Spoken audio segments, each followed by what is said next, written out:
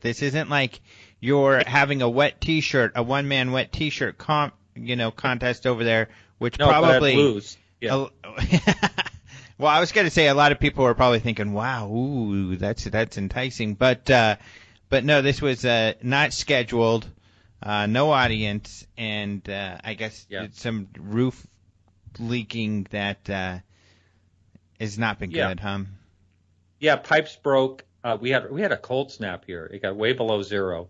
I think like 5 or 7 degrees below zero, and then the next day it was 40-something degrees, and I walked into my guest house, and it was pouring from the ceiling down to the floor. Everything's ruined. It's a mess. That's the other benefit of living somewhere where there isn't snow, is that, all of these there's so many different things that you have to deal with when you're dealing with snow. Frozen pipes and breaking pipes, especially when people go on vacation. They will be doing, so be careful. Be sure to. I remember, from Colorado. Be sure to have one of your faucets dripping, so there's water movement, so it doesn't freeze. All that stuff. I have to actually hire someone when I'm coming out there to the UFO Congress. I'm going to have to hire someone to watch my house. Really? Oh my! The only way I can do it. Wow. Yeah. Holy it's very moly. needy. It's a very needy house. Yeah, it's a needy house. Wow. Yeah. So, well, I hope you get that resolved. I'm sorry for your troubles there. Yeah, I got insurance. Yeah, that's good. Well, my guest for the day is Paul Dean yet again. We've seen and heard quite a bit from him on our different Open Minds specials and interviews and things like that. But that's just because he's doing some great stuff. And, last time we talked, and we've talked with others about how NORAD definitely had to have had some UFO files. However, they've continued to deny that they have these files. Well, Paul has found some files that show that, yes, indeed, they have some UFO files. So, unfortunately, it's another example of NORAD lying. So we're going to be talking about, another example of another government organization lying about UFOs. So we'll talk to Paul about that. We're also going to get more insight in where is he getting these files, how come, others haven't seen them? And I think it's very telling why these researchers, haven't, a lot of them come forward, or at least, been more flamboyant, if that's the best word, about getting their information out there. And so it's a great discussion. He's in Australia, and unfortunately, I always have a bit of problem talking with him. So the sound quality is a little not as great as, like you and I talking right now, where it sounds like we're in the room. Even when you talk to people in the UK, it's really good. So unfortunately, I've had a bit of issue, but still, it's a great talk, so I'm really excited about it. Yeah, Australia has something like 3 megabytes per second for one of their that's their high-speed internet. And, really? Yeah, they really do have issues. I had my guest last week, the week before that was from Australia. There's always issues, but they are planning on, or they're at least talking about redoing their system down there. But I think we don't rate as the highest and best internet, but other countries, like you just mentioned, seem to have their game, when it comes to this. Right. So it's going to be a good talk. I mentioned a little bit of this last night. Did you even know this? Actually, early this morning, about 12 hours ago, I was on Coast to Coast with George Knapp. Oh no, I haven't heard that yet. Yeah, I'll listen to it. Great. Yeah, so about my time, it's 2 p.m. here now, but this was at 2 a.m. my time. It was 1 to 3 a.m. But it was a lot of fun. It was a year in review, but we did get to some of this stuff Paul Dean talks about. And he was like, wow, I need to talk to this guy. And he does.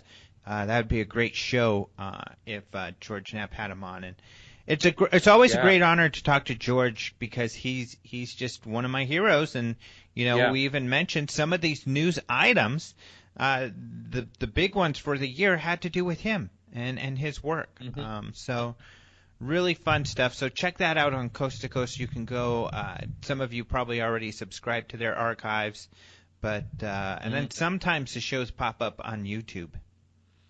They do a lot, yeah. I think they always do, actually. Yeah, under Conflict, Coast to Coast AM Conflict. Oh, really? Oh, yeah.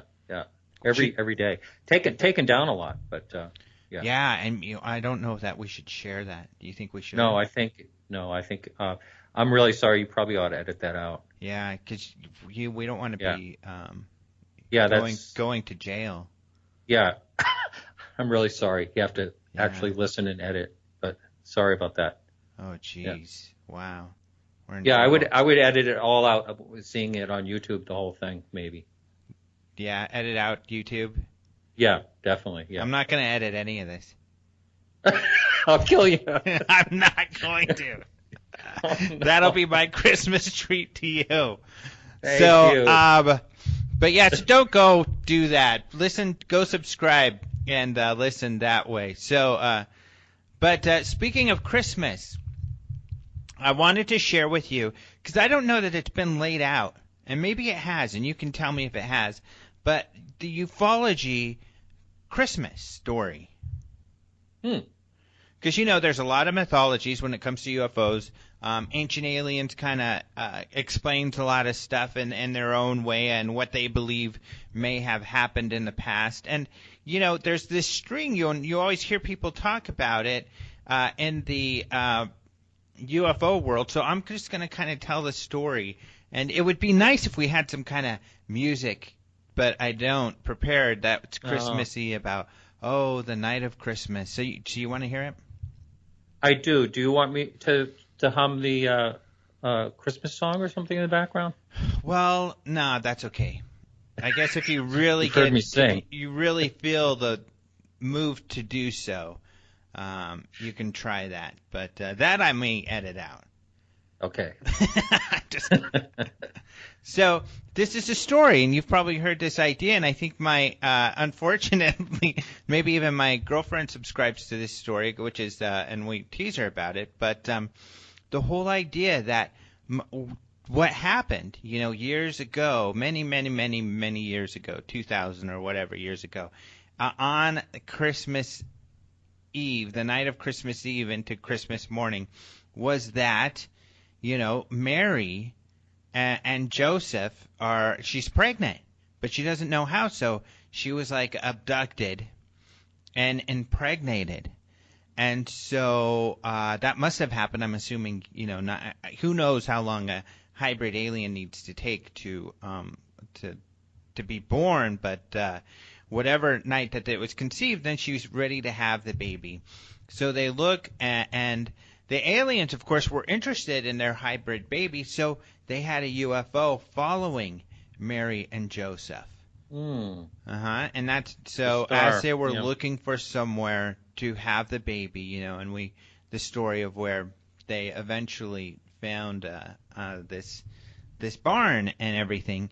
And there were ufologists at that time. They're really, because there's always been people interested in paranormal and all kind of weird things going around.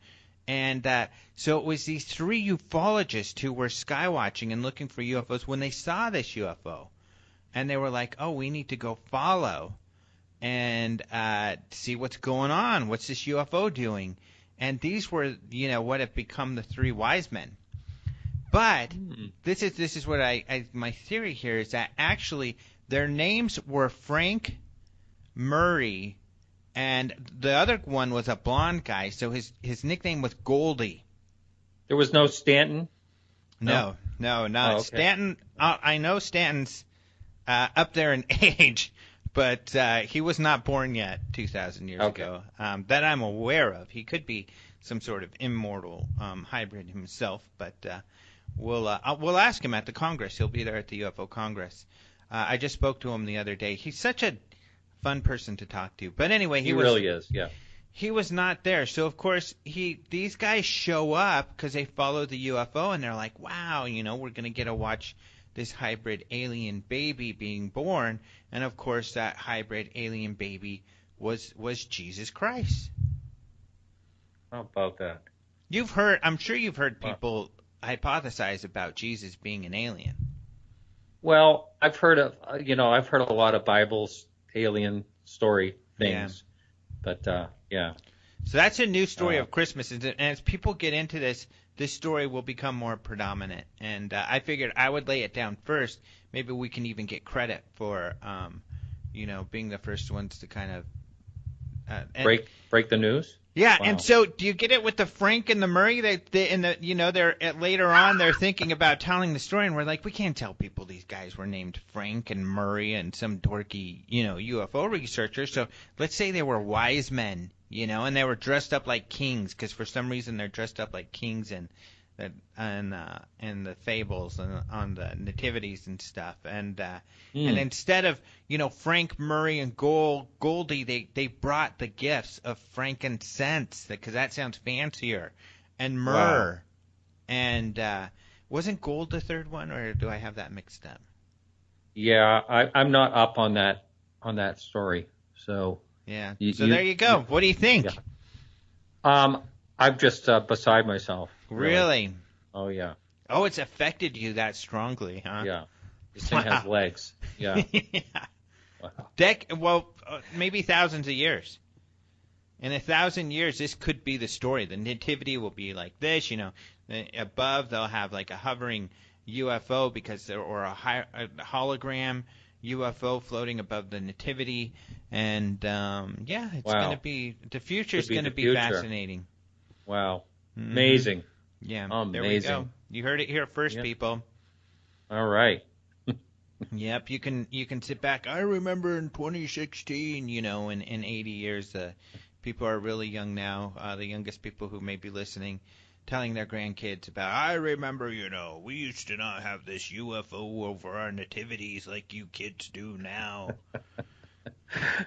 Yeah. Wow. Changing the world, man.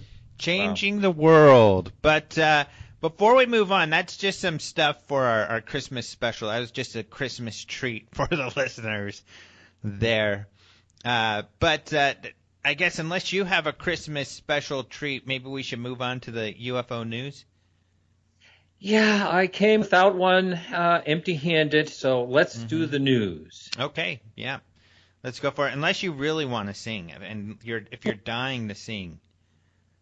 No, you don't want to hear that, actually. Yeah. Okay, that's your treat to us then, is not singing. That's right. Well, thank you. All right, well, I'm going to start the news. And this one is fun because of the title right off the bat. Roswell UFO drops in front of witness vehicle. Now, this happened back in October, on October 24th of this year. A New Mexico witness at Roswell reported a late-night encounter with a silent triangle-shaped UFO just 20 feet ahead. And the thing actually, whatever it was, hovered over their truck as well. And it was reported by a female witness, and it's case number 80348. And this was posted by Roger Marsh a couple of days ago. When was that sighting again? It was October 24th of this year. Mm-hmm. So anyway, she basically said after eating and well after sunset, we headed back on the main road out of town, and stopping at a red light behind a couple of cars in our truck with vehicles all around us, we both noticed and said out loud that the object was coming straight toward us from the dark sky. And the two had recently seen other lights, but in the weeks prior, she says we had seen other lights in the sky around Albuquerque and thought this was going to be the same, but nope. In comparison, this object was, this one was huge in comparison to the faraway sightings they had before, and they didn't have time, or she didn't even think to take out the camera, and I totally understand that. That is exactly, everyone wants to see what's going on, and the camera a lot of times is the last thing on your mind. The object had lights on all ends. The front or back, she doesn't know which is which, was more triangular with bright white lights. The back or front, again, which was closest to us, was more rounded, but still triangular, and it had bright red, green, and blue light shining down. It was larger than our truck, appeared to be solid and a solid object, and appeared out of nowhere coming straight toward us. So when it went over the truck, she peeked out the back window to see if she could see it like go away, and because they had to move away from the light had turned green, so they started moving. And so she turned around and looked, and there was nothing there, which is kind of bizarre. So she also said that she felt, this is another quote, I felt numb, like, did that just really happen? And where did the thing go? And in the moment, she just wondered what was going on, and she thought that her husband's account was just very much like hers. The whole thing happened in about 5 to 7 seconds. And so this was investigated by the MUFON State Director, Donald Burleson, and he closed the case as an unknown. Interesting, though, huh? Right in Roswell. It is interesting. Yeah, another Roswell sighting. Interesting enough, too. Well, it'll be what, the 50th, 70th anniversary? That's 60, right. 70 this summer. So I'll be there speaking and stuff. But the newspaper's doing more UFO stuff. I guess they're starting a UFO podcast. The Roswell newspaper out there, and it's the old Roswell Daily Record, the one that was famous for having the front page about the UFOs and stuff. So that is exciting. People always get excited when something happens in Roswell. Now, the actual event happened in 1947, about 60 miles, wasn't it? Something like that. But there's so much open land out there and hard to get to. But it was. I know you've been to the site, haven't you? Oh, yeah. Yeah, I have been to the site, and it's really cool. But you're right. It is out of town. But you know, they call it the Roswell incident. Yeah. Well, so Roswell's the nearest big town to where the incident actually happened. Essentially, yeah. Yeah, and it's in the middle of nowhere. Right, yeah. It's about 2 hours from Albuquerque. So, but now this is great. They have flights that fly into Roswell. So that's cool. Really? Wow. So last year I got to fly in, didn't have to make that huge long drive, and so that's really nice. Yeah, wow. How about that? So this is kind of cool because there was another, and this is a Christmas triangle UFO story, which is always nice. In Reno, on December 2nd, there was also a triangle UFO seen. It was 6:50 p.m., and this was on December 2nd. It's a Christmas story because the family was unloading a Christmas tree when they spotted it. This guy says he was unloading when his son looked up and said, "Hey, guys, what's that?" So he and his son and his daughter looked up, and they saw this slow-moving craft, that they felt was triangular in shape.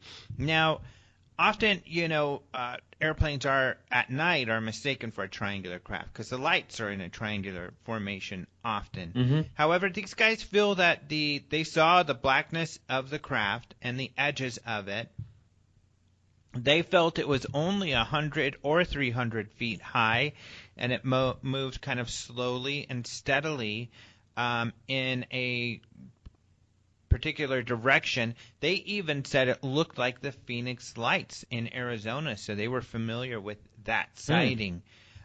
This one was also closed as an unknown. It was investigated by the Nevada MUFON Assistant State Director, Sandra Countess. So another triangular UFO. Wow.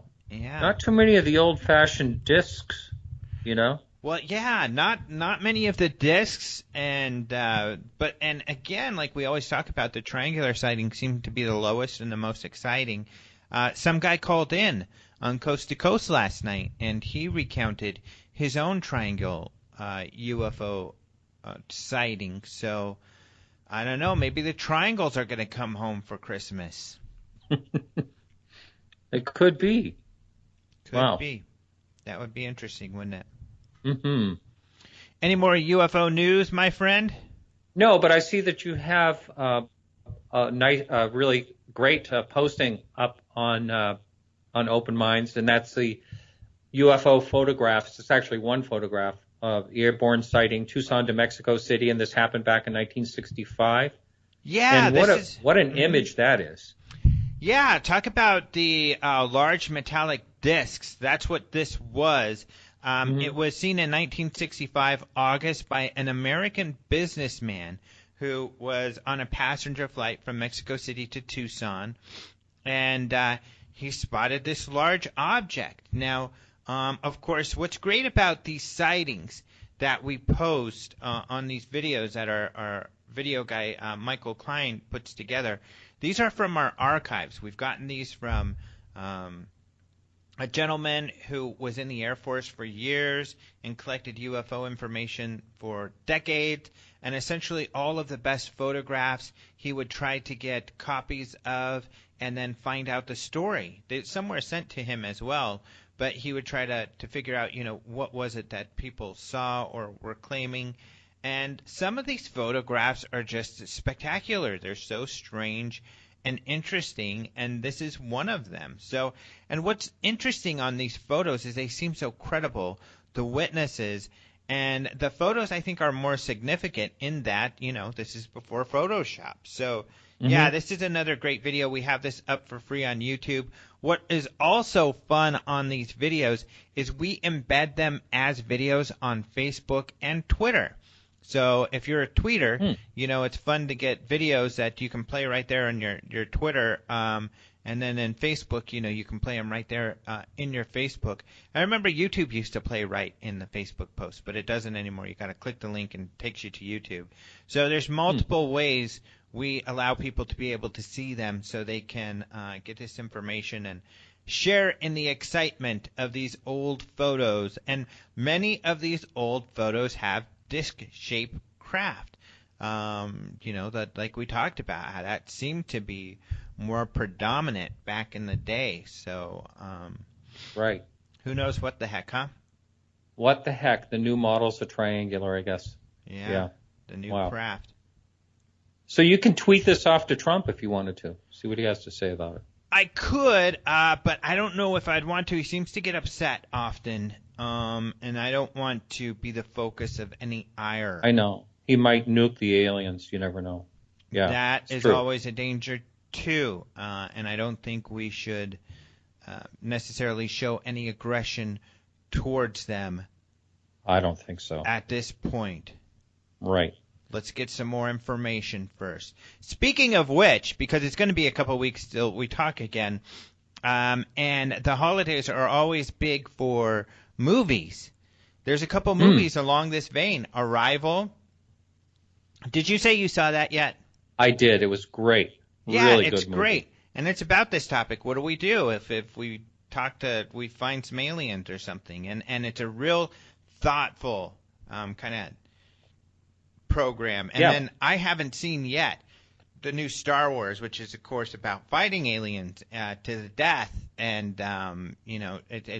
but that also I'm getting good reviews on, but I haven't seen it yet. Yeah, I'm going to see it Wednesday with my son.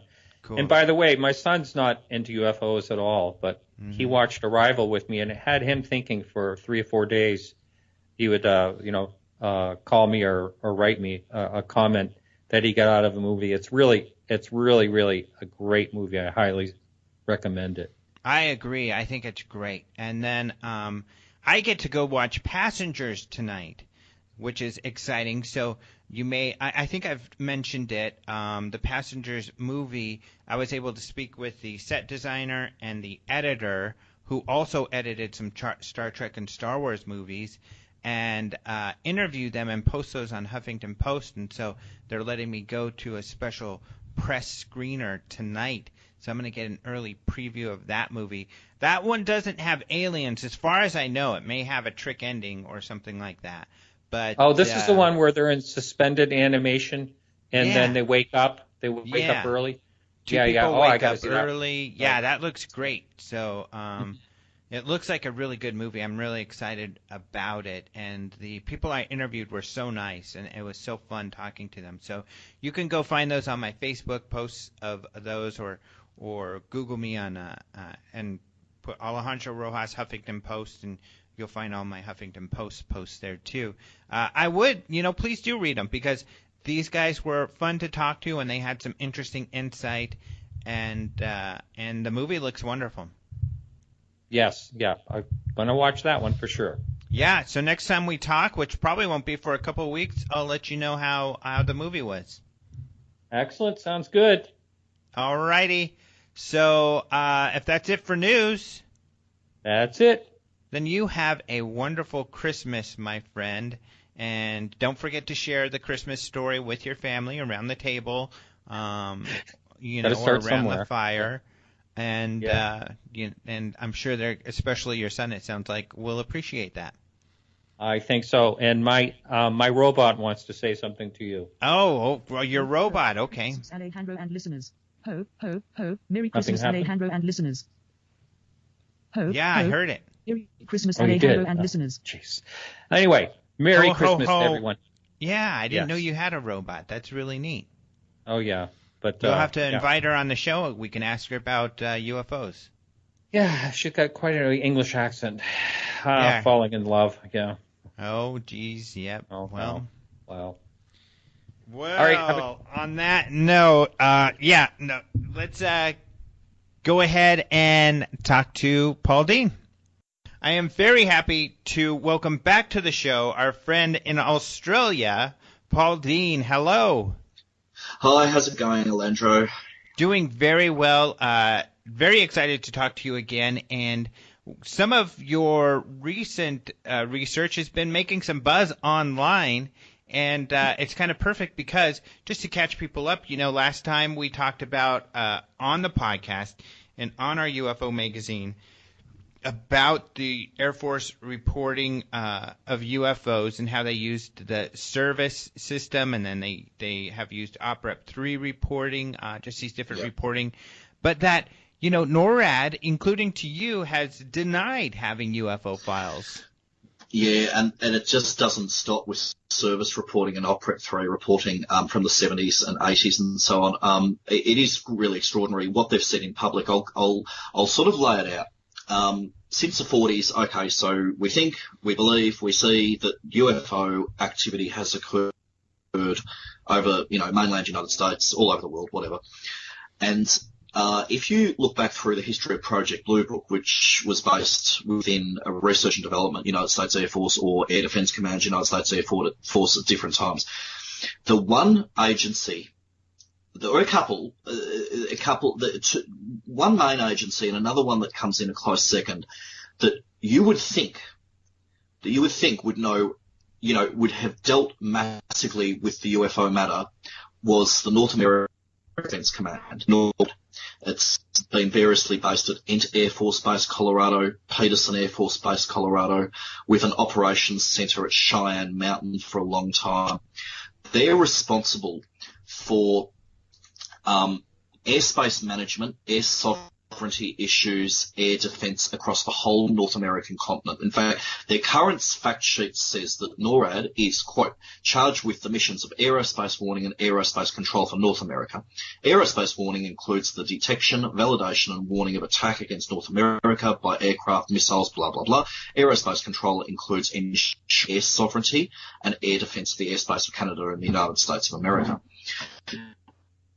NORAD, now the other one that comes in a close second, the old Aerospace Defense Command, ADCOM, they were also based at Peterson and Air Force. Now, between these two huge agencies that are mainly run by the United States Air Force, but also directly answerable to the Joint Chiefs of Staff, the Secretary of Defense, the Joint Staff, the Chairman of the Joint Staff, and so on, you would think that they would be the premier, prime, all-knowing entities that really would have a handle in the UFO matter. But through the 40s, 50s, 60s, although they didn't exist in the 40s, Air Defense Command did, but right up until, the end of Project Blue Book, they were very mysteriously silent.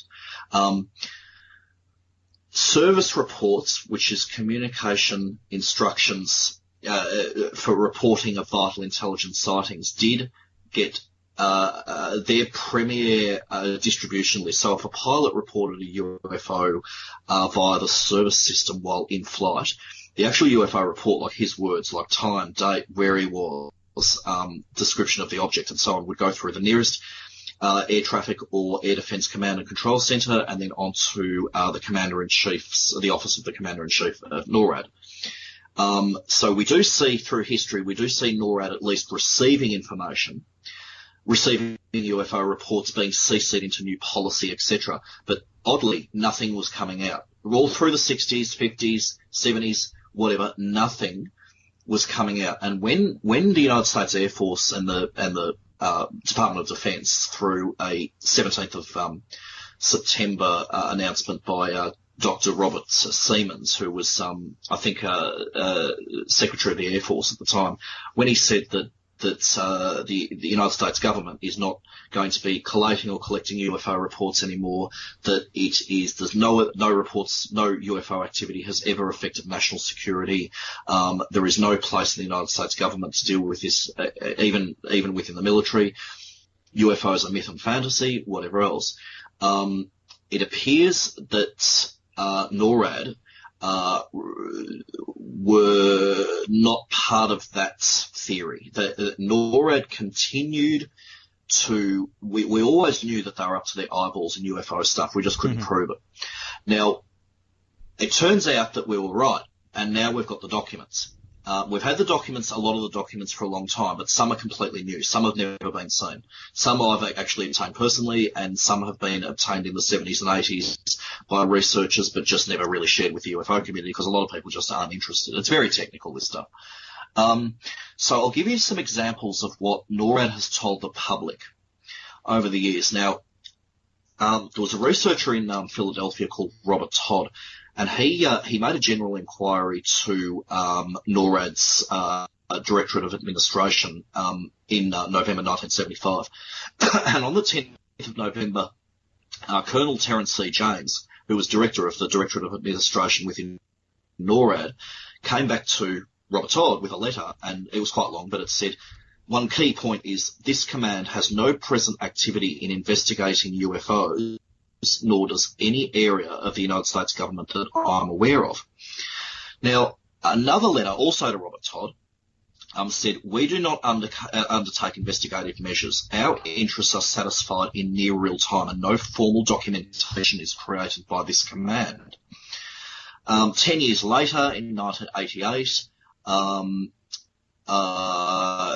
researcher Armin Victorian actually wrote to the chief of the operations branch in the public affairs area at NORAD about UFOs, and they came back to him and they said, thank you for your recent letter requesting information on unidentified flying objects. Unfortunately, we have not recently released any information concerning UFOs, nor do we keep any information on file. Although we do not have any information on UFOs, you may wish to write to the following address, and they should be of assistance to you. And they actually gave him MUFON's address, the organisation in America, which is just extraordinary because, you know, Armin Victorian was writing to NORAD to ask him about air defence matters, unknown aircraft, UFOs, and they're fobbing him off to a civilian network. You know, like we've seen this in Australia actually a bit too. The problem is with all this is that this is all deceitful. I mean, each of these public statements are just entirely deceitful. Aside from the fact that service reporting, and as I've said, service reports end up, the final basket of where they end up is the Office of the Commander-in-Chief of the North American Aerospace Defense Command, NORAD. I have a little trivia around the service also that we discovered. What? Sorry to interrupt your train of thought, but this is just kind of interesting. I think you'll find it interesting. We've been talking about service. I have been for a long time, and so have you. Been looking at those. This is really weird. When we were writing that piece that you are in, where we interview you, the video, our video guy discovered a document that had the pronunciations of some of these different acronyms, and they actually suggested service is how you say it. Oh, Isn't really? that weird? I've never heard that. Yeah, neither had I. Okay. I was so shocked. See, I thought you would like that little piece of trivia. I've definitely never heard that, service. I'll send that to you. No, never heard that. I think, yeah, no, I haven't heard that. That would be for use, because what happens, the pilot will say service, or apparently service, and then all the nearest air defence command centres then get their pen and paper out ready for his report. Wow. Anyway, so, Robert Todd and Barry Greenwood and various other researchers in the 70s started pummeling NORAD with, now back then NORAD for a while were actually, because now NORAD will not answer FOI requests. They will acknowledge that you sent them, but they don't have to actually furnish you with anything. It's not like, all your other government departments at all. Mm-hmm. NORAD are really unusual. Anyway, so researchers in the 70s started pelting NORAD with general correspondence, which is just letters, as well as freedom of information requests. And what was really interesting was, as the years went on, it became apparent that NORAD had all these what were instructions and regulations and manuals actually did deal with UFOs, and it actually says that in the title. It's extraordinary. Okay. All right. So we had some issues with the Skype, but we've got Paul back on the telephone. And so where you left off was that NORAD had some documents that showed that they were essentially looking at the UFO or research, looking at UFOs, and you said it was even in the title of some of the documents. Yeah, I'm just pulling up a couple of in front of me. The extraordinary thing was that when Robert Todd particularly started hitting NORAD and ADCOM with requests, what he would do, he was very smart. What he would do, so all military commands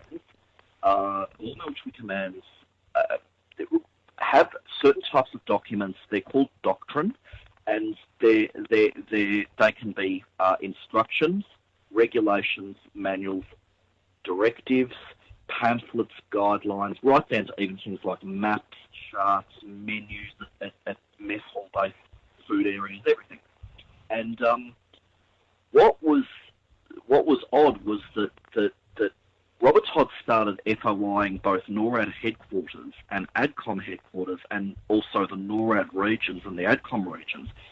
He was saying he would FOI all of them in say 1974, 75. I've got all his letters, and asked for all copies, like an index or a list of all the doctrine held at that particular NORAD region or at that particular headquarters centre. And they'd come back to him, and even the list, even it's called an index of publications, even the index of publications was considered a regulation. It was a regulation to keep this list current and so on. And what Robert Todd would do is he would go through all these lists, and he would look down to see what was appropriate.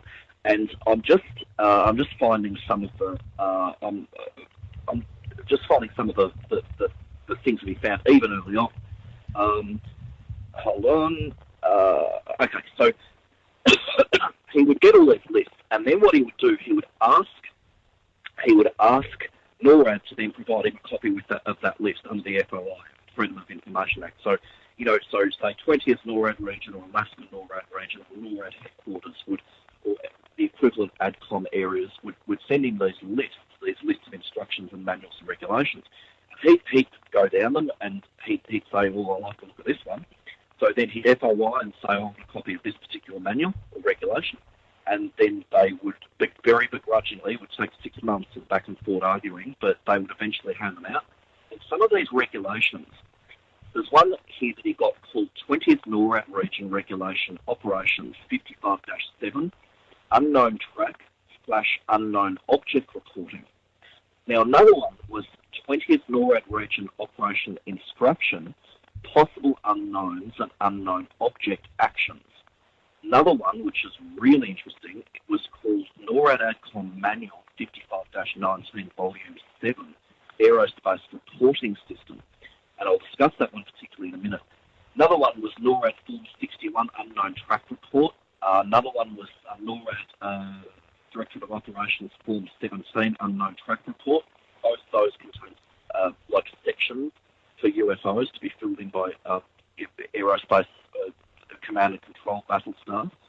Anyway, so I'll give an example of the NORAD ADCOM Manual 55-19 is particularly interesting because in section 15.4, quite seriously, now remember the United States Air Force and the whole wider Department of Defense says in 1969 and 1970, we're out of the UFO game. We don't even use that word anymore. We do not want it. We're only interested in stray aircraft, meteorites, if they're going to hit America, hostile aircraft, drones, when they'll come in, and so on. But, however, this 1977 NORAD ADCOM manual on figure 15.4 says subject and purpose, full stop. Then it says this report example provides the NORAD Combat Operations Center with additional data concerning tracks classified as unknown to include unidentified flying objects, UFOs. Now that's really strange because this particular manual is all about unknown track reporting. So when a NORAD control center picks up a weird track, like flying through their region, like it might be say the 20th NORAD region at Fort Lee, Virginia, there's a weird plane or missile or whatever flying around in the Atlantic somewhere. The battle controls will watch it. They'll get a good track on it. They'll lock on it. They will estimate its height and altitude. They'll look at weather conditions on another screen and so on. But when they start filling out the forms really quickly, because this could be a threatening aircraft, it could have come off a Russian aircraft carrier or anything, right? They'll start filling in these forms. Now, like I said, this one particular form, it says to include unidentified flying objects, UFOs. And what's even more interesting is it actually says that this particular form, when it's filled in, it's called figure 15 figure 15-4. It also says at the bottom that it's a mandatory OPREPS 3. That means that once this form is filled in, it needs to be sent using the OPREPS 3 system to the NORAD Combat Operations Center, the NORAD Commander-in-Chief, the NORAD Missile Warning Center, the head of some of the MAGCOMs, like head of Pacific Air Force and North Air Force and so on. So not only do we have NORAD manual saying that they've got an unknown track instruction for dealing with unknown radar tracks, but it also is to include UFOs. But this form, once filled out, is sent by a really, really serious OPREPS 3 channel, which is used in only really serious situations, like defense significant situations. And OPREPS 3 actually, if you were to use the proper word, it actually is classified. The Joint Chiefs of Staff classified as a serious incident / serious event. So that's really interesting. Now, what else can I give you some examples? Well, and the problem with that is that they, up until, for so long, had been denying they had anything in regards to UFOs in their files, and this is shows that was just not true. Absolutely. Now, I've got another one. In another NORAD manual called 55, it's a 20th NORAD region manual, 55-8, which is called, I've just got it in front of me, it is actually called Possible Unknown Aircraft Special Tracks Unknown Object Actions. It's actually got on page, Robert Todd asked them to release that particular manual, that particular regulation. And on page 6, in paragraph 2, it says unknown objects, full stop. The following actions will be accomplished for unknown objects. Unknown object reporting will be accomplished using the same procedures for unknown track reporting. NORAD Form 61 will be used even though such observations may not result in track establishment. Entries on NORAD Form 61 will be used where appropriate to standardise the information for review and summary.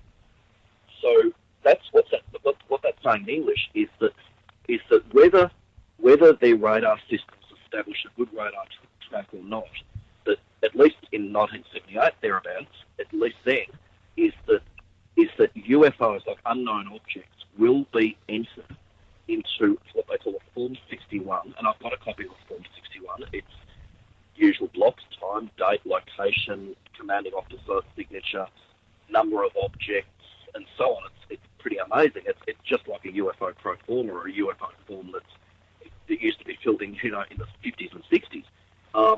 And what it's basically saying, what that paragraph that I just read out is saying, is that even if we don't know anything is up there, we're still going to fill in this form anyway.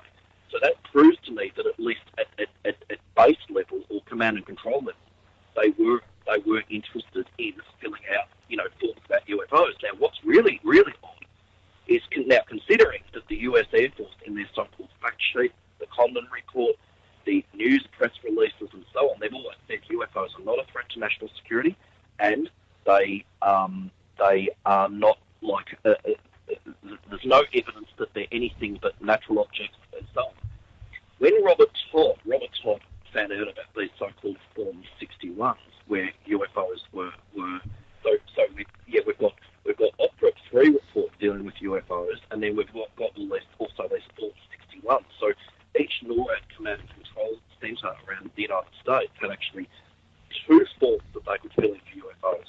The OPREP 3 form I talked about before, and the Form 61 I'm talking about now. Now, Robert Todd asked all the NORAD regions, said, okay, I know full well you've got these Form 61s, and these you can use OPREP 3s as well. He said, I want a copy of all the UFOs, unknown objects, unidentified flying objects, very unusual radar tracks and so on. He said, I want a copy of every one of them that you've filled out in the last 5 years. So he wrote the 20th NORAD region, 21st, 22nd, 23rd, 24th, 25th, 26th NORAD regions, and the Alaska NORAD region and NORAD headquarters. And he said, I want actual copies. I want to see actual UFO cases that you've filled in, photocopied, and sent to me, and I'll pay you FOI money. Fine. And every single one of them knocked him back. Every single one of the NORAD regions, like Luke Air Force Base, Duluth International Airport, Hancock Airport, whatever, they all said, oh, we're not doing that. No way, we're not giving you our UFO report. They then passed his letters on to NORAD headquarters, and the Director of Administration there, Terence C. James, Colonel, he said, despite the fact that we've been very good, we've given you stuff in the past, we're not actually releasing these. So that's saying, now I've got all this in writing, that's the extraordinary thing. I could even, if I could find the way on paper in front of me, I could actually read out the letter. I'll see if I can find it. Sometimes they were called checklists, like the Form 61 was called a checklist, and the NORAD headquarters and Air Defence Command headquarters eventually said, no, this has been going on too long. Like, we've given you enough information, and we don't want to do it anymore. So, pretty extraordinary stuff, isn't it? So, and now you've got a lot of this in your website, UFOs Documenting the Evidence blogspot. People can look for that, or, of course, if they look at the posting of this podcast, I'll have a link to it there. So, for instance, in Part 4, people can see this form that you're talking about, and the part in the manual. Do you have online those responses to Robert Todd where they said, nope, we're not giving you anything else? Of course, and yeah, absolutely, and that's actually what I'm posting. See, I've got two blogs, a series of blog reports going at the moment. One's called NORAD and the UFO Smokescreen, and the other one's called OPREP 3, a secret UFO reporting system. And both right now, obviously the NORAD blog just deals with nothing but NORAD, but the OPREP 3 blog, just at the moment, I'm dealing with NORAD's involvement in something called the 1975 overflights, which I'll discuss in a minute. But yeah, in my next blog, in the OPREP 3 series, I'm going to be presenting the letter that was sent to Robert Todd. So I'll present all these letters. I'm presenting all the correspondence that's so contradictory, and can be often contradictory. And what was interesting is that often what NORAD would tell Robert Todd would be completely different Aerospace Defence Command, ADCOM, which is just down the hallway, that it would often be completely different. So you'd be in a situation where NORAD command director, director of administration would tell Robert Todd one thing about NORAD records, and then, both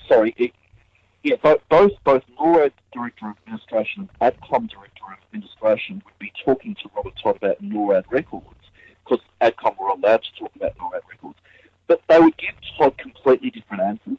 It was really strange. ADCOM tended to be more, what would you call it, more open.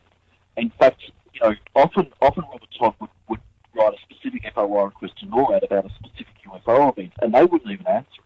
But he'd write to Aerospace Defence Command, ADCOM, and they would actually answer it.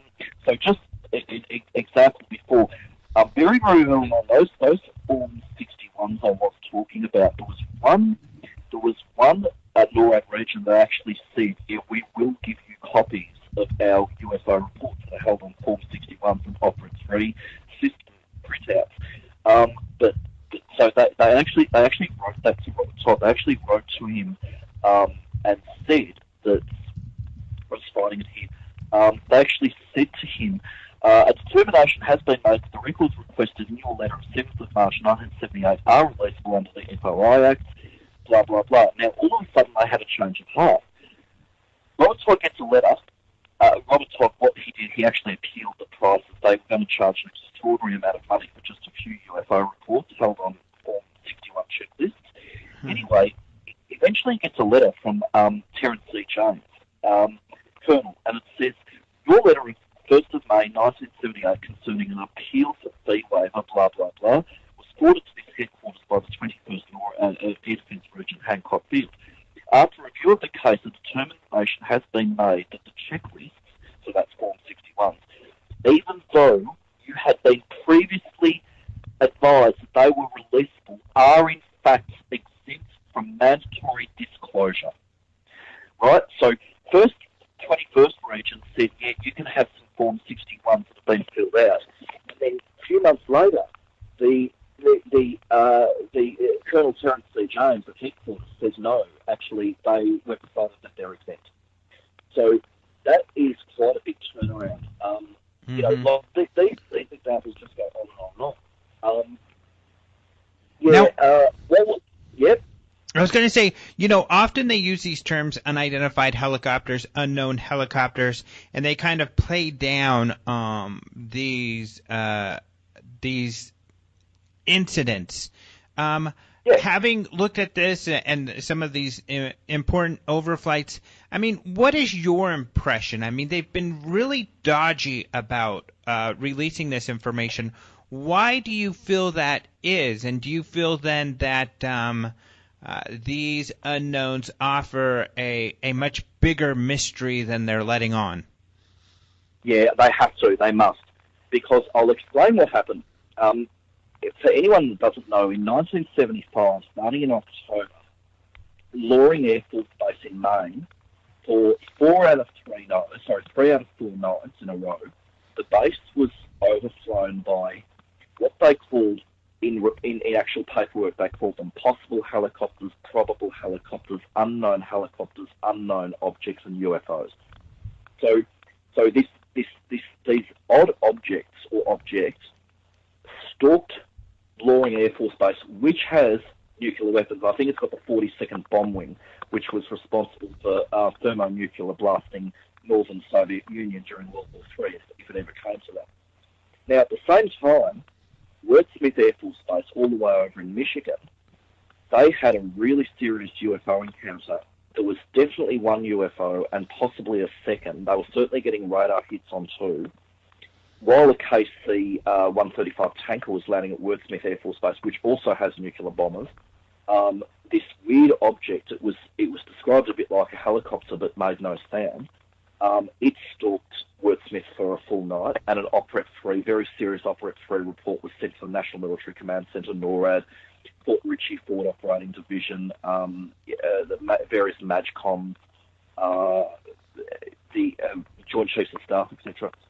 Now, while this is going on, a few days later, Maelstrom Air Force Base endures 5 nights in a row of UFO some sort, helicopter, probable helicopter, whatever activity. Now, by the end of November, no less than, we know for a fact that 5 bases, that's Loring, Wordsmith, Maelstrom, Minot Air Force Base in, I think, North Dakota, South Dakota, one of the two, and Falcon Bridge Air Force Station, actually in Ontario, Canada, were all visited by something.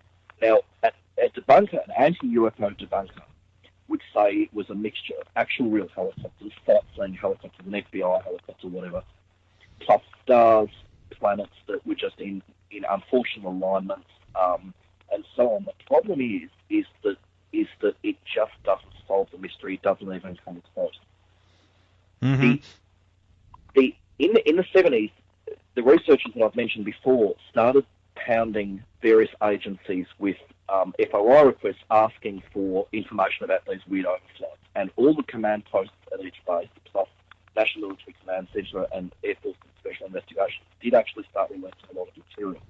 But when it really, to answer your question, when it really came to the crunch, when the boys, Robert Todd, Barry Greenwood, Todd Zekel, Lawrence Fawcett, Larry Bryant, etc., when they started hitting, the Joint Chiefs of Staff and National Military Command Centre, Commander-in-Chief of NORAD, Commander-in-Chief of Strategic Air Command, when they started saying, look, you've sent us all the original reports, the telex messages, the op-rep 3s, the staff letters, base alerts, and so on.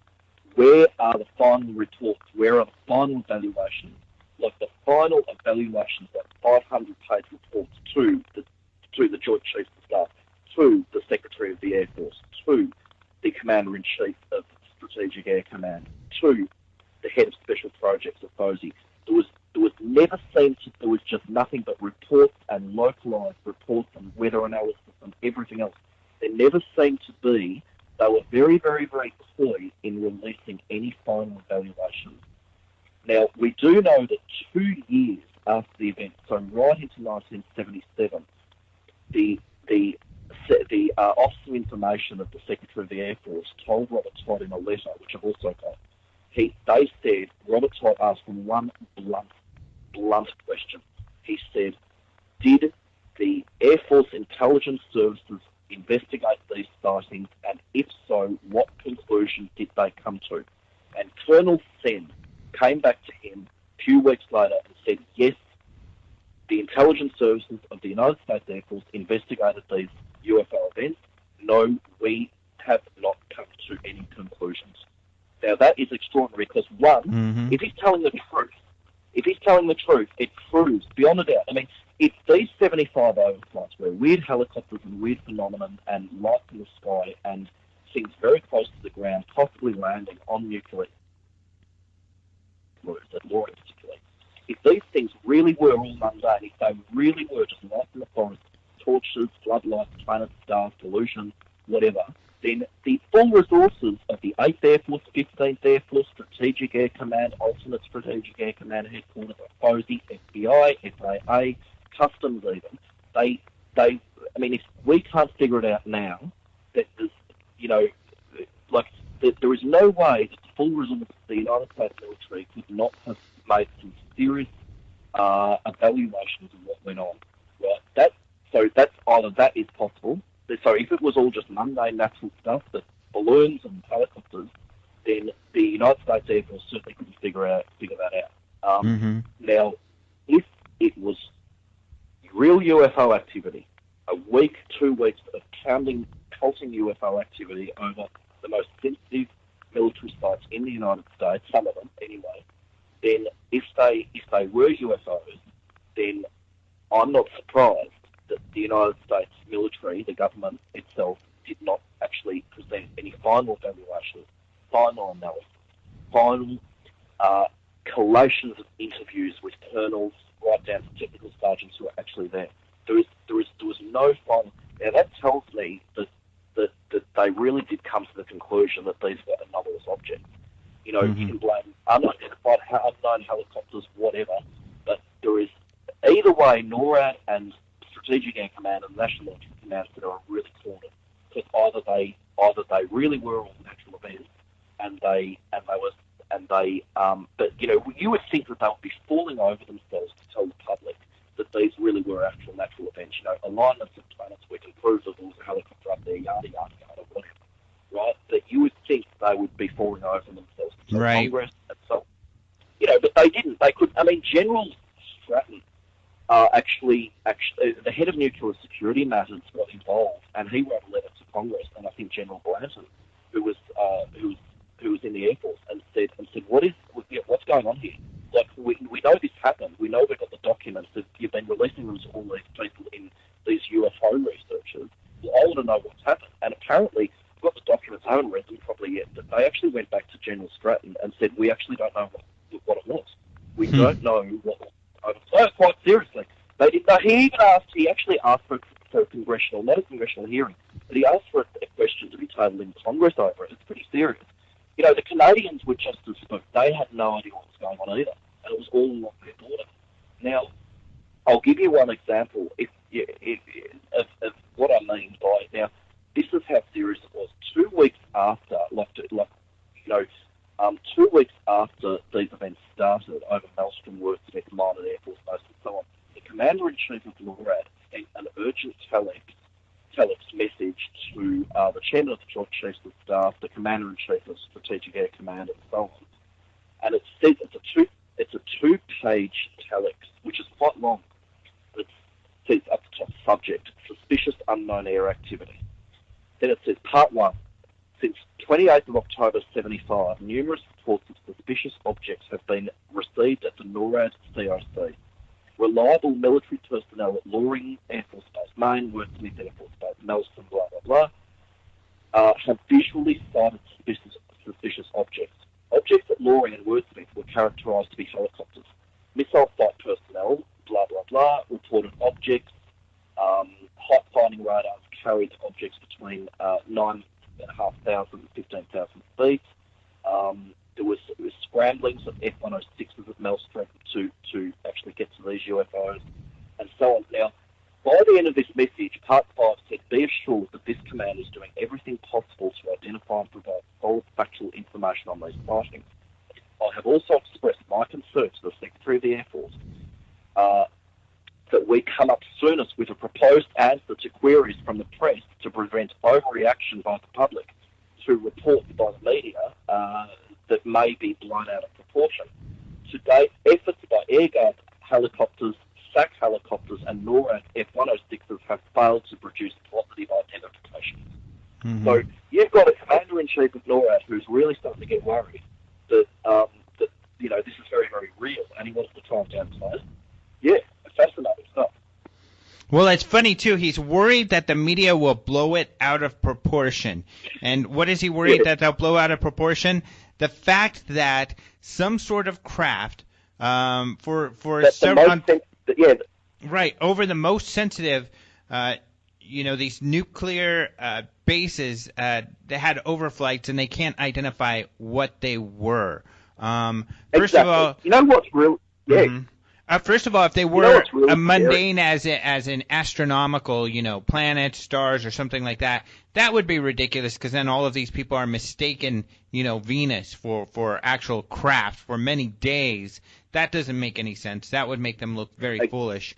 If it was actual helicopters, that's extremely shocking, because that means some country out there was able to fly helicopters over on several occasions without any problem, and we would be able to identify that, at least what country did it. And then finally, of course, if it's true they couldn't identify it at all, that would explain, I think, best, the secrecy in that they just don't want to admit they don't know what the heck it was. Exactly. This is the thing. They're really cornered here because someone...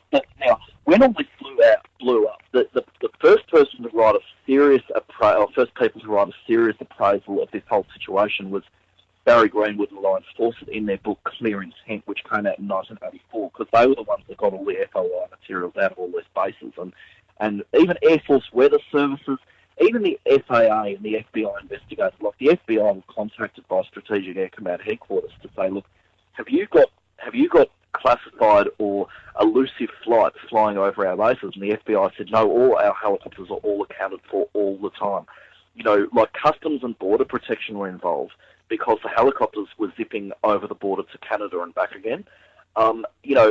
whatever they were, if it all really was weird helicopters, the problem is that, like you say, I mean, it just proves that these helicopters are operating in United States, sensitive United States Air Force, sensitive United States airspace, where you have to identify yourself. It's called an air identification zone, and this was happening night after night after night after night, and this happened with no bar to their operation. I mean, nothing stopped these things. Like Colonel Chapman at Loring Air Force Base, honestly, was about to order his men to actually shoot one of them down. He said if this goes on any longer, on one particular night, I think it was the 29th of November, he said, just await my order to start shooting.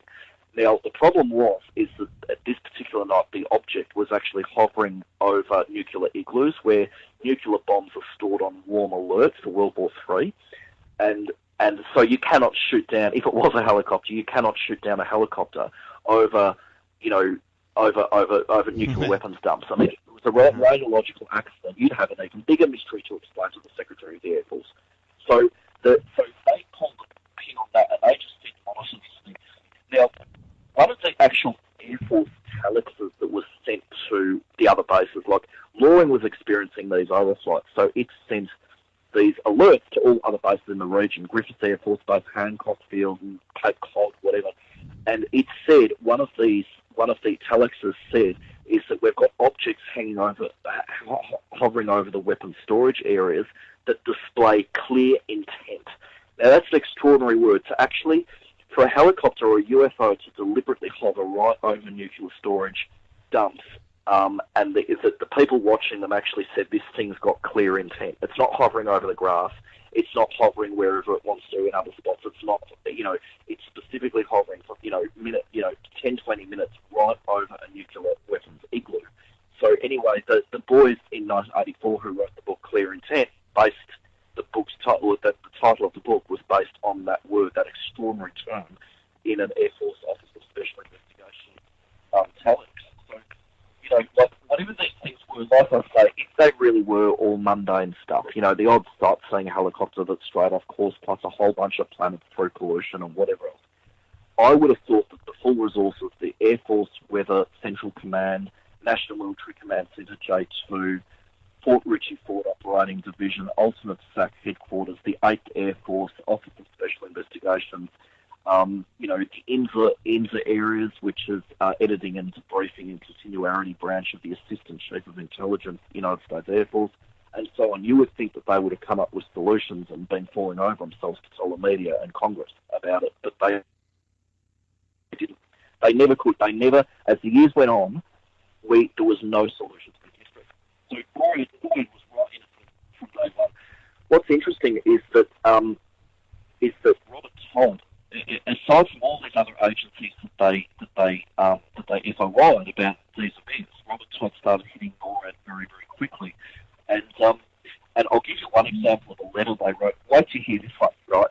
Now, the boys already had all these documents from Strategic Air Command, and we know that NORAD were CC'd on the distribution list of all these Operate 3s and all these base alerts while the UFOs were over the bases. We know that NORAD knew about them from the second they started. Now, Robert Todd wrote a letter to the Chief of Communication, Chief Community Relations Division, Donald B. Stevens, Major Donald B. Stevens, at NORAD headquarters at Peterson Air Force Base, right? And he said, I want copies of all incoming telexes and base alerts, plus logs, command directors' logs and so on, of any unidentified flight activity over SAC bases near the Canadian border. Very simple question.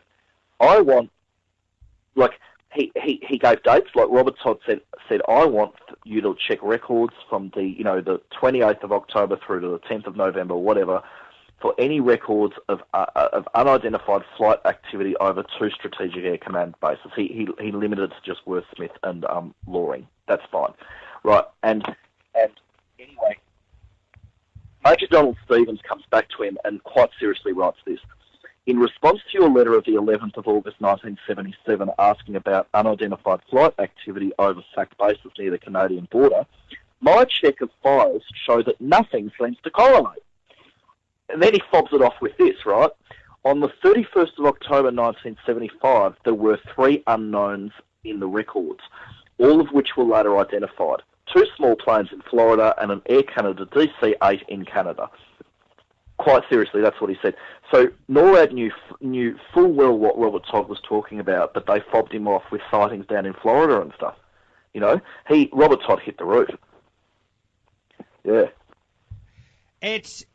And with Robert Todd, what did he do with all of his information?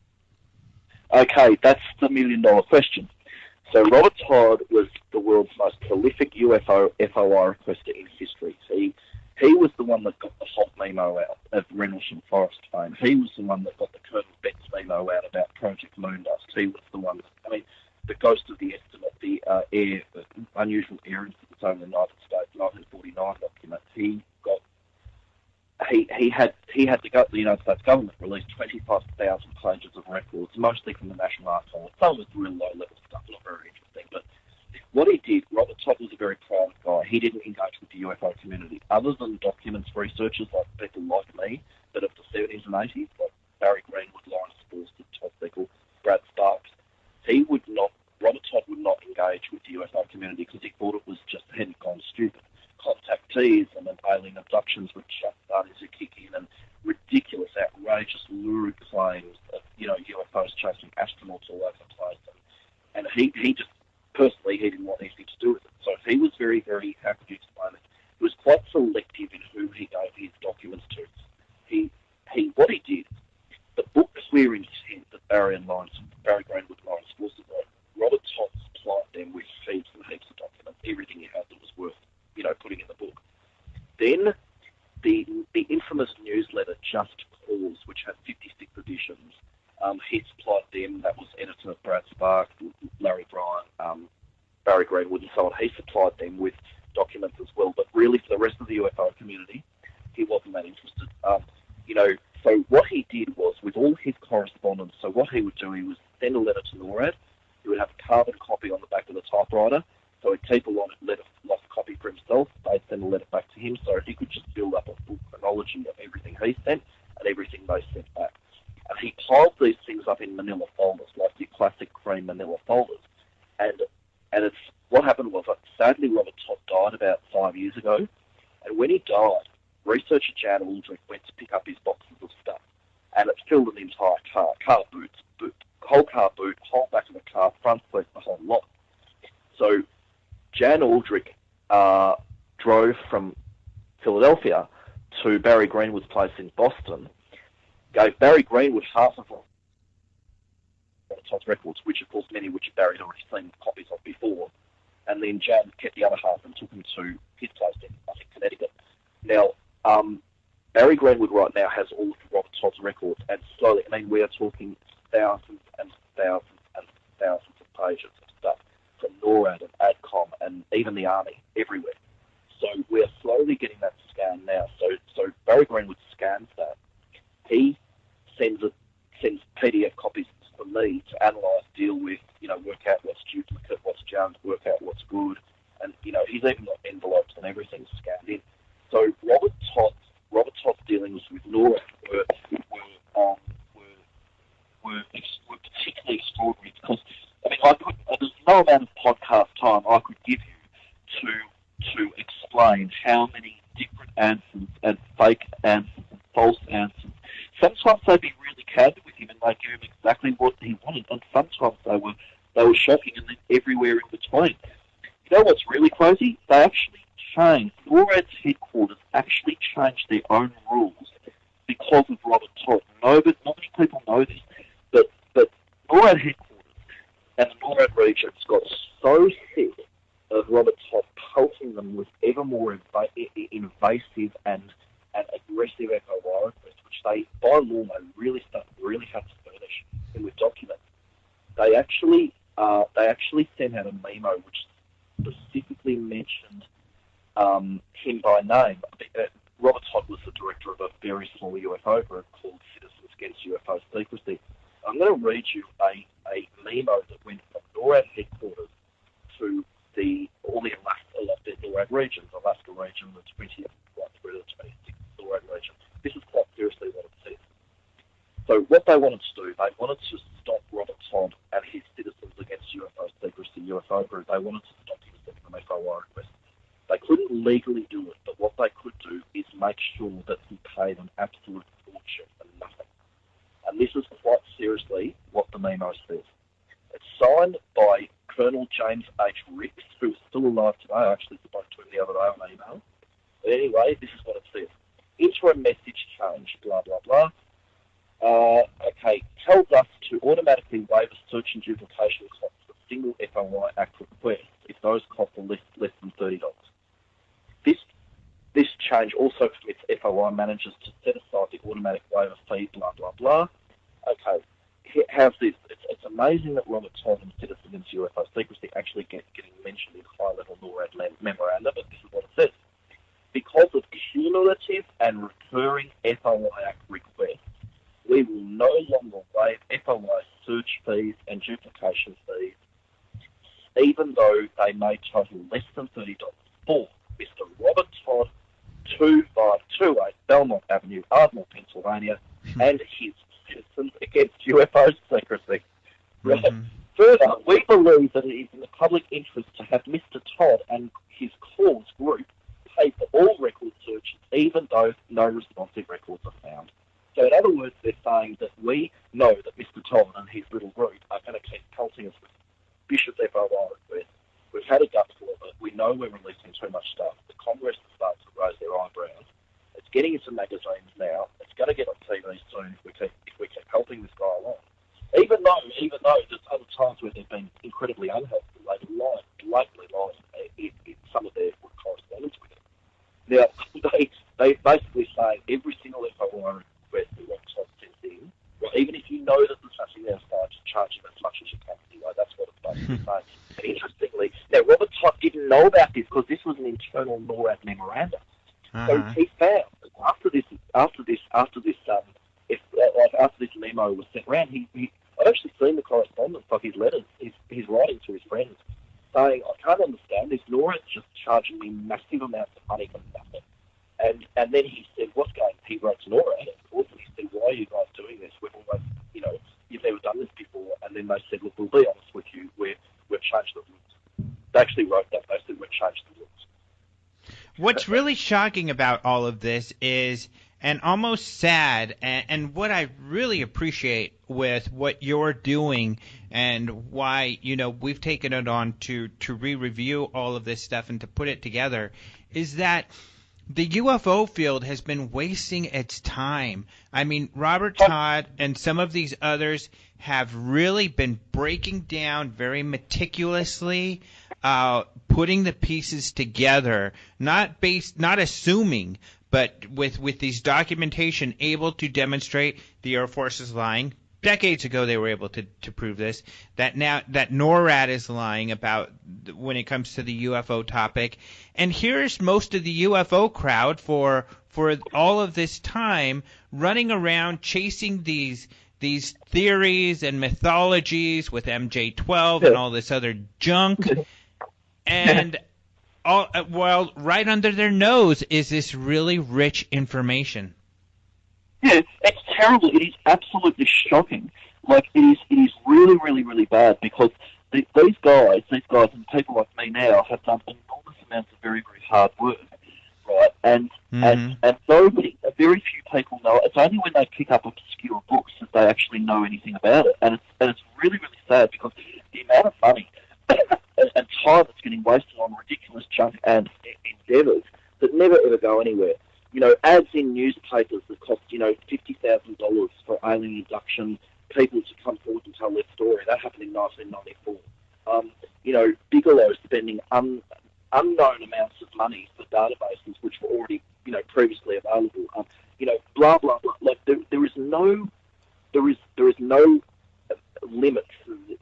People spending hours and hours and hours outrageously talking garbage on Facebook, having arguments, and all this time could be spent. I'll give you an example of how serious this is, right?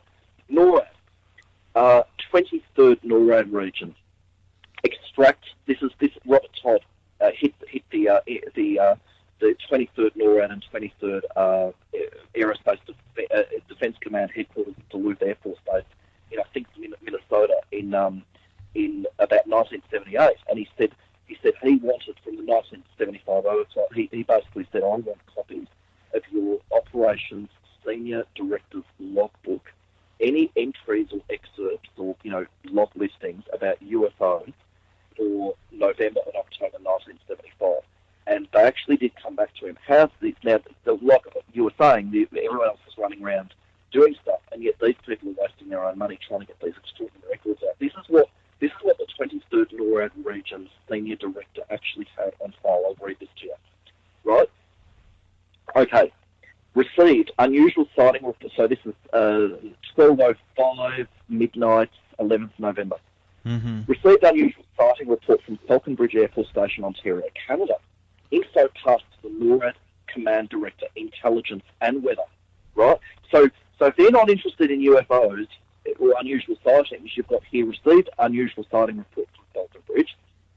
Info passed to NORAD Command Director. That's pretty high. Intelligence, that's probably NORAD Intelligence, and Weather, that would be NORAD Weather Services. Right, so only a few hours later, hear this, actions pertaining to the scramble of JL08 and 09, their fighter jets, due to unusual object sighting. With Director of Operations of Approval, 22nd Region, scrambled JL08 and JL09 at 17:45 Zulu, and they were airborne at 17:50. NORAD Combat Operations Centre notified Falconbridge Air Force Station, blah, blah, blah. 22nd aircraft over Falconbridge flying over incident point, no sighting, blah, blah, blah. So here's confirmation that 22nd NORAD region, and it was actually the New York, I think it was the New York Air National Guard actually sent in fighter aircraft from Falconbridge Air Force Base to Canada to chase UFOs. Now, this is all on the record. It's just written dryly here like it's normal, right? Mm-hmm. A day later, trying to find another good one. A day later, transmitted unknown report to NORAD Combat Operations Centre surveillance area on another incident at Falconbridge Air Force Station. What else have we got here? Here's one. UFO report, so in a couple of days again, 15th of November, UFO report from Falconbridge, occurrence time 02:02 Zulu. Report sent to NORAD Combat Operations Centre surveillance, referred to the Assistant Command Director, Intelligence, and the Space Defence Centre. What the? The Space Defence Centre? Right. So NORAD at the Cheyenne Mountain Complex has a missile warning centre and the Space Defence Warning Centre, or the Space Defence Centre. The Space Defence Centre runs something called the SPADITS program, which is the Space Tracking and Detection program. For some reason, the 23rd NORAD region is referring a UFO report from Falconbridge, Canada, to NORAD surveillance, plus the Assistant Command Director of NORAD, plus intelligence of NORAD, and finally the Space Defence Centre. Now, except for a meteorite, why would you be sending a UFO report from another country than Canada to the Space Defence Centre at Cheyenne Mountain, Colorado? Like, this is really serious. This is really, really crazy stuff. I just cannot see. I mean, you just go, I've got pages of these logs, and at the end of every one, unknown object report, blah, blah, blah, blah. Looked like white flashing lights, went for about 2 hours, was not aircraft, made a strange turn. And it says at the end, referred to NORAD Combat Operations Centre. There's just pages of these, and nobody knows that. It's really sad. I mean, another piece of paper I was talking before about Form 61s, which are used to fill out UFO reports at NORAD regional centres. Well, there's another type of form called a DO5, and I've got an example of a DO7. I've got an example of a DO7 from the 26th NORAD region at Luke Air Force Base in, I think, Arizona, near Phoenix, maybe. Yeah, it's right here. Yep. Right, well, from Luke Air Force Base, headquarters, 26th NORAD region. This is a report to be filled when anyone... Now, remember, the US government doesn't take UFO reports from civilians after 1969. That's what they say. Yet here, We've got a 26 NORAD region form, a one-page form. It's actually promulgated on the 27th of October 1977, and it actually says unidentified flying object report. So the person taking the call at the NORAD 26 headquarters has to fill out caller's identity, name, address, phone number, caller's location, object description, shape, size, object characteristic, noise, light, height, weather, time of duration, blah, blah, blah, blah, blah. So this is for an organisation that is by the very order of the Secretary of Defence and the Secretary of the Air Force back only not that many years before was not to be dealing with the UFO problem, especially from civilians. Right, here they are. They're able to take calls and fill out pro formas that go onto pages, and we're expected to. I mean, no wonder people are suspicious. You know what I mean? Mm-hmm.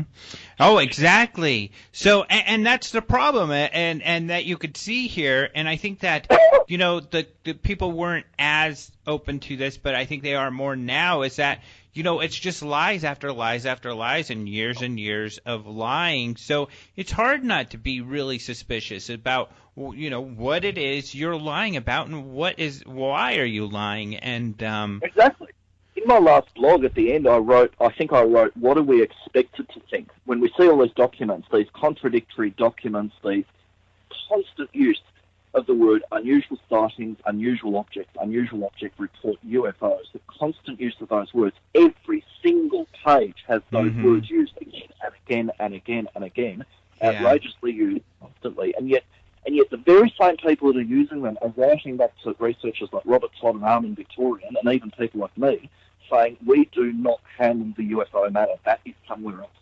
Yeah, it's just laughable. It's just. And I guess getting back, it's just frustrating. One thing, it's, you know, and now this thing, the topic is you know, ridiculed for the most part, especially in the 90s or earlier on. You know, the media really made fun of it.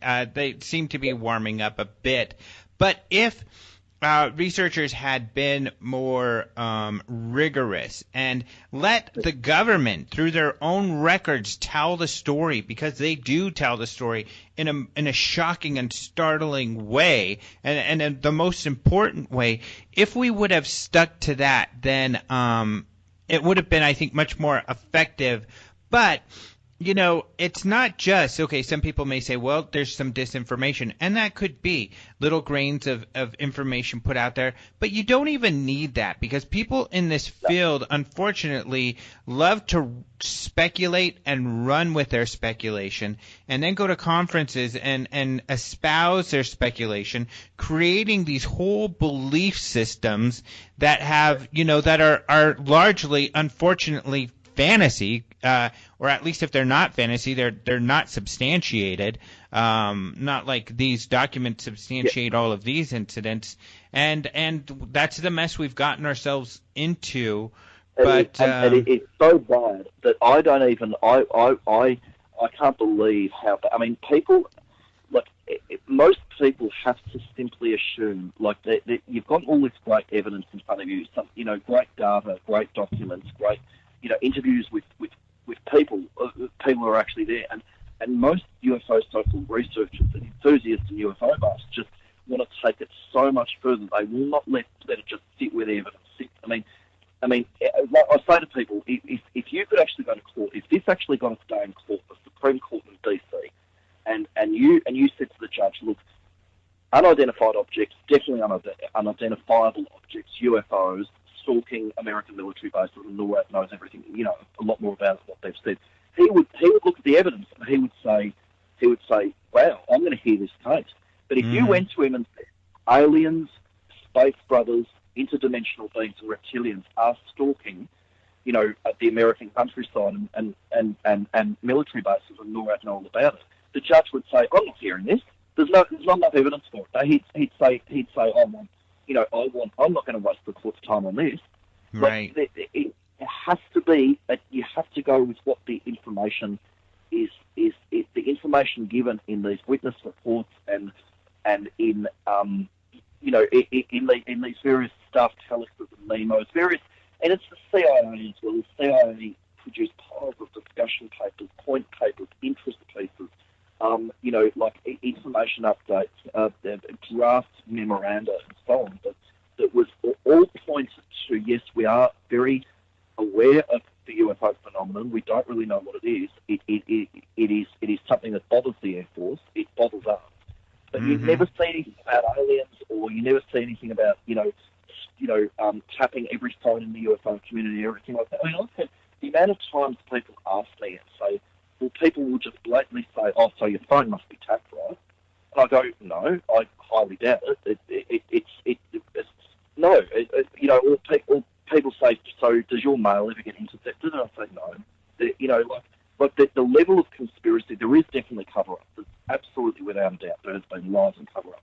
But for people to assume that it's a multi-government, multi-generational, multi-billion-dollar cover-up, spanning, dozens of countries, crash sources, definitely with beings on board and stuff like that, it's just taking the information, the evidence too far. It becomes laughable. It becomes laughable to the government. It becomes laughable to law enforcement. It becomes laughable to judges and lawyers. It becomes laughable to pilots' unions, air traffic control unions, organisations dealing with aerospace, colleges, university departments, embassies. So yeah, like you say. I mean, we had this great information. We had this great robust sharing of information in the 70s in newsletters like Just Cause, and the whole swathes of the UFO community have completely dropped it and said this is miles too boring, it's way too technical, and aliens are already here and they probably live under the White House. It's just crazy, right? Yeah. What can you do? But we have ran long because there's just so much information. But we'll definitely be catching up with you again in the future.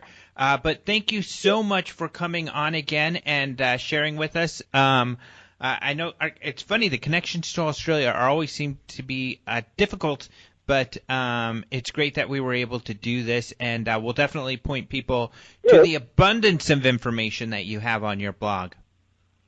Yeah, sure. I mean, I've got heaps. It's not just about NORAD and Operate 3s and 75 right. I've got Vietnam War, usage of the word UFO after the end of, the Blue Book should have closed down, and UFO reports never made it to Blue Book, the closing of the service system, Australian radar networks, and what we call contacts of interest that appear on radar screens. I've got piles and piles of stuff. There's a lot more coming out. Yep. All right. Well, great. Thank you so much. See ya. Bye-bye. Thank you again to Paul Dean for coming on the show. It's always great to hear from him. I mean, what high energy he has, but it's really important what he's doing. And it is funny that a guy from Australia, has to be the one who is really delving into these American files. And maybe American ufologists should be embarrassed by that. No, actually, there are a lot of American ufologists like, Richard Thiem and the guys who worked on that Government and UFOs book who are doing this sort of work, and it's really important stuff too. And in fact, coupling that book, UFOs and Government, that Richard Thiem and Robert Powell and I think Mike Swords and a lot of other people worked on, is important because then you can use this information, for instance, to go look back at those files and find like the OP3 reports. Which one of those did they use OP3 to escalate? And it demonstrates then that those files were not just a normal UFO report, that they were UFO reports that were taken very, very seriously and were shuttled to the upper echelons of the military in a very quick manner because they were so important to them. So very important stuff. I can't thank Paul Dean enough for what he is doing and for sharing this information with us. I think that, when we look at the year in review, he's one of the highlights. He's one of his work is a highlight to me of some of the stuff going on in this field. So, and I shared that opinion last night on Coast to Coast AM with George Knapp, And George seemed to be interested in Paul Dean's work, as well he should, because Paul Dean's doing great stuff. So hats off to Paul Dean. And I'm sure next year in 2017, we will be talking even more about Paul Dean, about his work and what he's finding, because it's important. Now we have, essentially the Air Force, NORAD, and others caught up in these lies that for some reason their public statements are, we do not investigate UFOs, or at least we haven't since 1969, and we know that just to be false. Their own records say we investigated, or have UFO investigations. And so their own files are telling a different story than they're telling the public. Why? And there's no wonder people are going to have conspiracy theories when they're being lied to. They're going to come up with, well, this must be the reason or that must be the reason. What the real reason is, who knows? Maybe Tom DeLonge knows. Somebody knows. But whether we'll know is another question. So we'll continue at Open Minds to follow the stories, and if we begin to figure that out, that would be wonderful, and we'll let you know, of course, on this show and on the website at openmindstv.tv and at the UFO Congress, of course. So if you haven't gotten your tickets, get those. We did send out mailers. If you're not on our mailing list, you can email us and get on the mailing list. You could also get on our email mailing list in the upper right-hand corner of openminds.tv, or on the right-hand side, essentially. There's a box that you could subscribe. Also, if you go to ufocongress.com and scroll down, there's a really big box there where you can get on the mailing list. And we do those together, updates for the Congress and openminds.tv together, and you get to see all of the great content that we release on a regular basis. So, I'm proud of the information we've been able to get out there. I think it's really good, important stuff, and I hope you do too. And on that note, thank you so much for joining us on the show. Thank you to all of the people who have been on the show this past year. I think we've had some wonderful discussions.